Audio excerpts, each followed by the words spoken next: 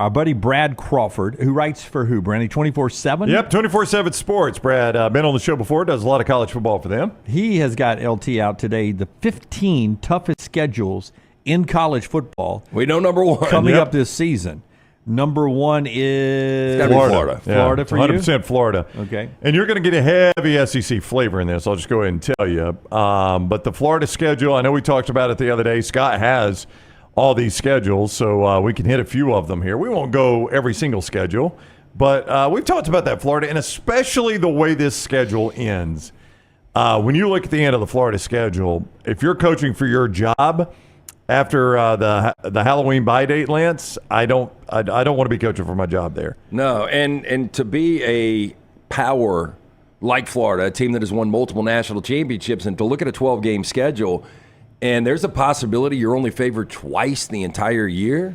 Yeah, that's pretty crazy. It is an absolutely brutal schedule. Number one on his list with a bullet. Try to guess number two. Is Brandy is in an SEC? It is a Southeastern Conference school. A lot of these are. Oh, number two is going to be Oklahoma. That's a good guess. I'll go Oklahoma as well. Oklahoma gets mentioned. It is actually Arkansas. What's going to be my other guess? Oh, was it really? Yep. Have you looked that much at Arkansas? I have. First of all, they're Arkansas. No, okay, that's number one. They're Arkansas. There's several teams ahead of them, and I think they play all of them. I'll tell you what, they have to open 3-0. So they open with Arkansas, Pine Bluff, at Oak State. That's a tough game, and then UAB. Yeah, UAB, by the way, returning 4 of their starting 5 offensive linemen on an offensive line that got better as the year went on, returning their quarterback. Sneaky good for UAB this year. Back in the bowl picture, back into the conference race picture. So their next 4 after that, what Lance says has to be a 3-0 start, is at Auburn, neutral site A&M, Tennessee, bye week LSU. They at least get a lot of those at home or neutral site. I think they win 7 games this year. Do you now? But they finish at State, Ole Miss, bye week, Texas, La Tech, at Missouri. Yeah. I personally think Oklahoma's is more difficult. Yeah. Well, we'll get to Oklahoma. They are in here, but they were not number 2. It was Arkansas. Now, the only other thing I'll say is that these two have in common is that both of those coaches could potentially be coaching for their job. I mean, Sam Pittman had to get the old vote of confidence at the end of last year. South Carolina is number 3. I don't think by any stretch of the imagination you would say that Shane Beamer is coaching for his job, would you? Not yet. But there is a scenario. I mean, would you say there's a scenario where Beamer could lose his job? Yeah. I mean, if he was to go 3-9, possibly. And I would say any of these schedules we're discussing right now from Brad Crawford, 24/7 Sports, 3-9 is a distinct possibility. Dunaway, try that one on for size. How you feel about that one? I got at least 4 wins on there. Old Dominion, I think they take them in the opener. I think they take Akron. I think they take Vanderbilt. And I think they take Wofford. Yeah, they have got road games at Kentucky, road games at Alabama, at Oklahoma, and at Clemson. That's a tough schedule. Now, some of this is obviously factored by the fact that you're talking about teams that might not necessarily be playing for the top of the conference. John Away, you wanted Oklahoma. Brad's got them at number 4. Yeah, this Oklahoma schedule is you keep Texas on there. Now you bring on Auburn and Alabama. Well, you don't have an easy SEC game. Yeah, that's right. And as the Oklahoma schedule pops up here, you start with Temple. That's a win. Houston is a win, but not a gimme, right? Tulane's a win, but not a gimme. So just those 2 games, Houston and Tulane. Those are tough out-of-conference games. Tough out-of-conference games. Now you're at home for your first SEC game to Tennessee, and it depends on what you got in Nico, right? Right. And that could be a tricky home game. Now you're at Jordan-Hare Stadium for your first ever SEC game. I bet you $1 that it is a night game at Jordan-Hare Stadium. Better chance of opening 2-0 or 0-2? Let's go 3-0 or 0-3. Better chance at 3-0. They won't lose all of those. I would think a better chance at 0-3. Just real quick, if you'll remember on the night game at Jordan-Hare Stadium discussion, we talked about Georgia Alabama's already in that time slot. So it's already in prime time. Yeah, Okay. that's already in prime time, so that might affect that. That's what I'm getting used to is where they're putting the biggest game of the day. So that's the second biggest game. So that may be out of game day for that one. So that's a good point, Brownie. Then you got the Texas-Oklahoma game. Home game with South Carolina, they should win. At Ole Miss, I'd feel better about Oklahoma if it was Ole Miss at Oklahoma. Maine, the Black Bears, tricky game. Then you're at Missouri. I mean, Ole Miss and Missouri could be winnable games if they were in Norman. Now you're on the road in Oxford and Columbia. Then you got Alabama at home, and then you end at LSU.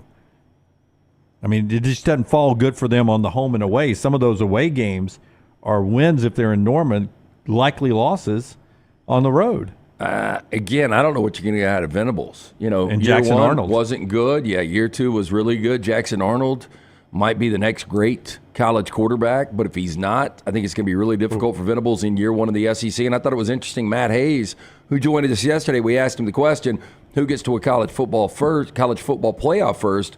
Venables, Napier, or Freeze, and he went easy Venables. He did. Now, I will say this. You remember Dusty Voracek was on with us last week, the former Oklahoma great, and said one of the difficult parts is they only get the 3 home games because Texas is a neutral site, so you get 3 SEC home games. That's it. And Florida and Georgia have faced the same thing. I'll blow through some of these. Vanderbilt's 5, Georgia Tech 6. Don't really care about either one of those. State is 7. Mississippi State is 7th. Yeah, probably on paper the second worst team in the SEC. So that also, that makes Vanderbilt's schedule more difficult. Yeah. It makes Mississippi State's schedule and the rebuild more difficult. At a conference, though, is not crazy. Yeah, I think they opened 3-0. Yeah, but 2 losable games in Arizona State and Toledo. Eastern Kentucky at Arizona State, Toledo, and later on they play UMass at a conference. So it's not a backbreaking at a conference. Toledo may have a better chance of beating them in Starkville than Arizona State and Tempe with the rebuild going on out there. At Texas, at Georgia, back-to-back weeks. Yeah. Ouch. You mentioned Georgia. And this is what is interesting because what has been the storyline with Georgia for several years now? 42-2. 42-2. Those only 2 losses is since the start of the 2021 season in the SEC championship game. According to our buddy Brad Crawford, 24/7 Sports, 8th most difficult schedule in the nation, the Georgia Bulldogs. Wow. At a conference, they play by the way, UMass got a tough schedule. As I'm looking at they're cashing some checks. Yeah, they play UMass, but they also get Georgia Tech, Clemson, and Tennessee Tech at a conference. Clemson is neutral site. Georgia Tech is at home. But it's that conference schedule that really ramps up for them. Road trips to Kentucky, Alabama, Texas, and Ole Miss. All contenders, Alabama, Texas, and Ole Miss. And at home, you get Auburn, neutral site, Florida, Tennessee, and Mississippi State out of the Southeastern Conference. Much more difficult than Kirby's schedule than Kirby's used to, but they're going to be favored in every game. Yeah, they'll be favored, including the one in Tuscaloosa, you believe, right? Yep. Yeah. Currently, they are the favorites in Tuscaloosa right now, as we saw the odds from DraftKings earlier. Not a back-breaking schedule, though. When you've got Tennessee Tech on there, and then you end with UMass and Georgia Tech. I mean, it's a soft landing after that Tennessee home game. 9th most difficult schedule in the country, Alabama, the Crimson Tide. Much more tougher than Georgia, in my opinion. Well, they do play Georgia. They obviously open with Western Kentucky, South Florida. Should be wins there. That road trip to Wisconsin gets more interesting. After the bye, they get Georgia at home. Later on, at Tennessee, October 19th, followed by Missouri. Interesting spot for Missouri in the schedule. If they're as good as everybody thinks they're going to be, after a road trip to Tennessee prior to a bye week, that's your classic letdown trap game type deal. After the bye, you've still got road trips to LSU and Oklahoma, and then Auburn at Bryant-Denny Stadium. Yeah, I would venture to suggest that USF tougher opponent for Alabama than Georgia Tech is for Georgia. This just not historically, just this season's teams. That the Bulls of USF better football team than Georgia Tech, is that a possibility? Yes, it's a possibility. Yeah. Actually, I feel pretty good about that. Let me quickly do a couple of national ones. As I said, this is heavy SEC. Alabama is 9th. Clemson is 10th. I'll kind of skip past Clemson. Scott, let's go to USC. They've got USC 12th, and then we'll look at Michigan, who 24/7 has 13th.